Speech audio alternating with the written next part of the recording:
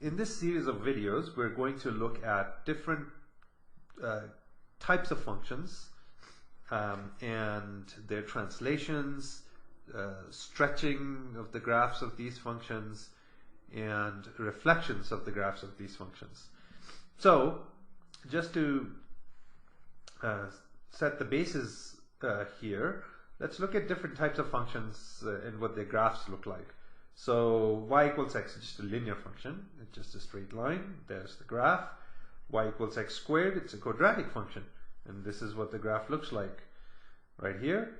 Y equals x cubed, it's a cubic function, and the graph is right here.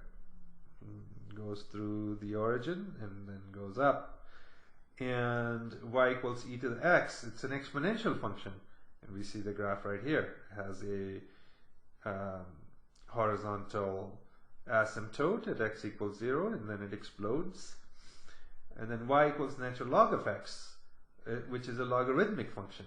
So you see it right here as this vertical asymptote, and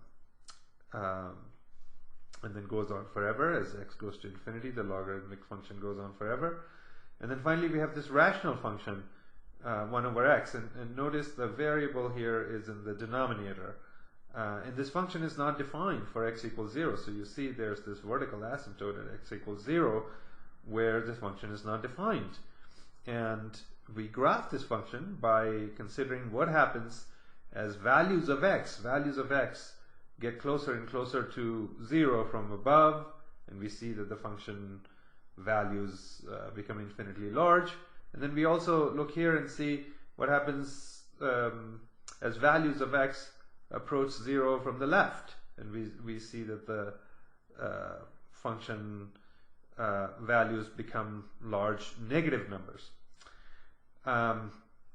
Okay, so these are different types of functions graphed in this picture, and in the next few videos we're going to look at translations of these graphs, stretches of these graphs, and reflections of these graphs.